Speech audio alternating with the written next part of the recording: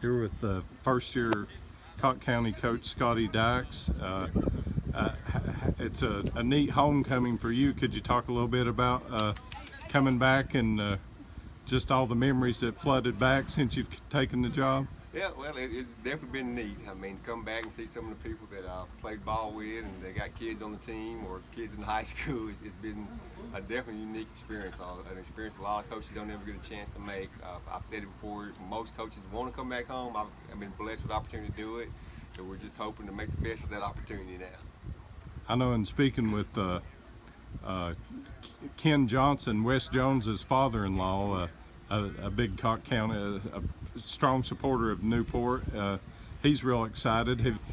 Are there a lot of people from your playing days that have reached out to you? Can you feel the excitement of? Oh yeah, definitely had a lot of people that I played with that was on the same team or just went to school with that's reached out to us and offered their support financially or however they could do to help. Doing anything we need to do to help the kids be as successful as they can, I hope. As a team, we want to have as much support as possible. We want the fans to be filled on the stands and just have many people here cheering the fighting Cocks on. Thinking back to watching you play over at ETSU and some of the kids Caleb had come through here the last several years with Jaron and Carson and Keyshawn.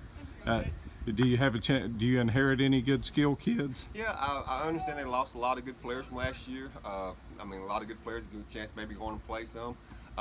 This group of kids, from what I can tell so far, we've got a good group of skill guys, a good group of linemen back. So we're going to take what was here and build on what Coach Slover and the team did last year, and hopefully build on that success.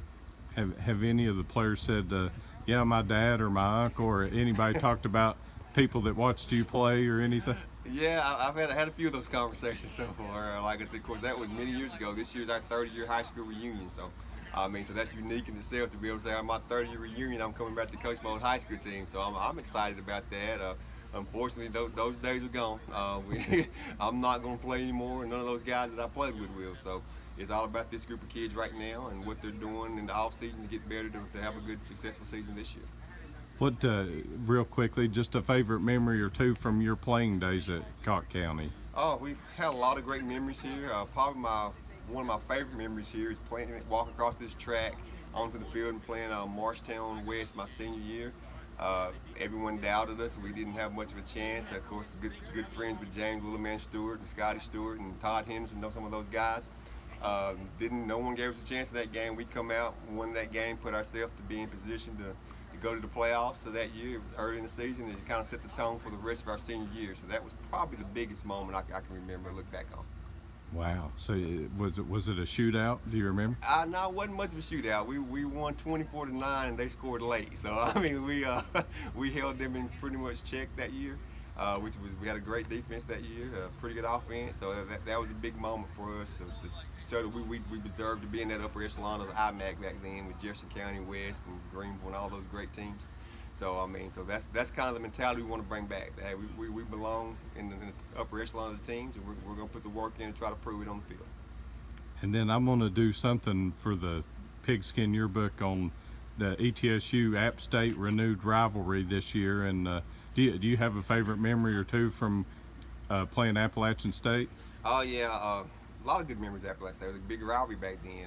Had my first catch of my career against App State, redshirt freshman year up there. In Boone, and they had the all black on, the most intimidating thing I can remember as an 18-year-old kid. But I had a lot of good games against them. They had a lot of good talent. Gary Danridge, a lot of those guys that played, Chip Hooks. Remember just being in a lot of shootouts with those guys. So I mean, I know we won a game or two, but I think they had the better record overall. Yeah. But that was just a great rivalry. I'm glad to see they're renewing that. Yeah. And then lastly, before I ask you about some of these guys here, how is your son Aaron doing at Richmond? He's doing well. He's back up there now working on the summer stuff. They're going to go into camp, I guess, the first part of August. Hopefully he'll get a chance to come home for a long weekend and recoup before they start that grind. But he's doing well, liking school and liking the football environment. So hopefully they'll have a good season up there because there'll be a lot of stuff going on between Cocke County and Richmond this year. And as far as some of the kids that you inherited will probably have to be playmakers for you at the skill spots, or 3 or 4 guys that are already on the tip of your tongue? Well, there's a couple of guys. I'm not going to mention names in front of them. I don't want to mess any names up right now. I'm still getting first and last names mixed up with the kids, but we have had some kids step up and show that they're going to be playmakers. A lot of good guys on the up front, so we're excited about what we've seen so far. Of course, it's kind of hard to tell until we put the pads on. We'll know better at that point, and then I'm sure as they start making plays, then I'll know their names. Well, you have a good feel for what Hardin Valley had the last few years, and y'all certainly had a lot of success there, especially with Aaron. But do you have a good feel for maybe how good this team could be this year, or have a fighting chance most Fridays? I think we'll be very competitive this year. I think we've got a lot of good pieces. If it can come together, I think we can be a playoff type team. I believe that. I know we lost a lot, but again, the kids that have showed up and they've worked hard all summer, we keep attendance, and we've had most of the kids have been here every workout. If that continues, I like our chances.